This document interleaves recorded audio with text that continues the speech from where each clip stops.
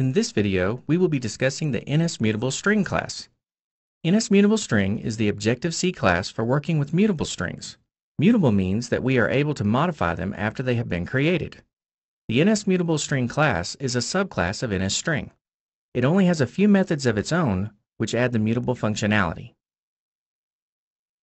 There are only two ways to create an NSMutableString. The first one is with a class method called stringWithCapacity, and the other one is a initWithCapacity using an instance method. This is similar of how we created the NSString. We start off by creating an NSMutableString variable, S1, and then we send a message to the class NSMutableString, the method stringWithCapacity. The value is an NS unsigned integer. That just means it has to be a positive integer. It can't have a negative number. And this is the number of characters that you plan on having in your NSMutableString. Now this number is not set in stone. It will change.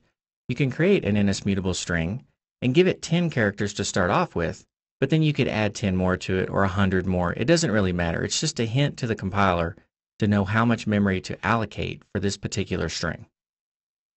Now in the next example, we're doing the same thing, only this time we're using the alloc and initWithCapacity method. Now this is going to create an instance of NSMutableString, and this is one that we'll have to release on our own. And here again, to release, we just say S2 release, and that will free up the memory that we created ourselves using the alloc and init method. Now what makes NSMutableString different from NSString is that we can modify the string in place. Where if you remember before, when we would do an NSString and when we modified NSString, we created a new string. And so we had to have NSString and we'd set a variable, and then we would make modifications to the string, but that would actually create a brand new string. NSMutableString modifies the string in place. So let me show you that. So we first create the NSMutableString up here at the top. We put it into a variable S1. We give it a capacity of 10.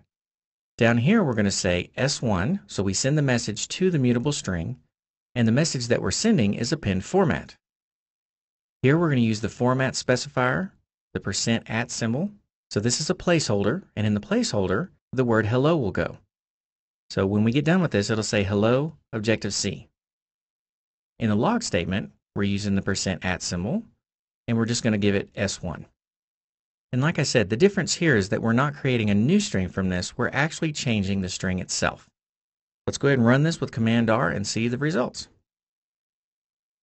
And there we go, hello Objective-C. Let's go back to the editor, and the next method we'll use is append string.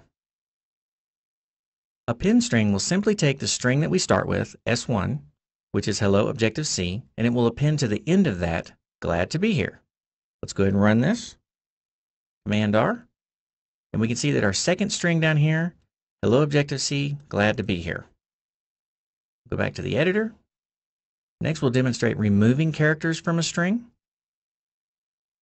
And here again we're taking the string S1 and we're modifying it in place. And in this case we are going to delete characters in range. Now I know we haven't covered ranges yet.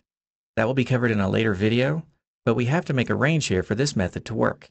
It requires a range. NSMakeRange is a convenience method to make an NSRange. If we hold down our Option key, we'll get this little crosshair. If we double-click on NSMakeRange, it will pull up a menu showing us a few things about NSMakeRange.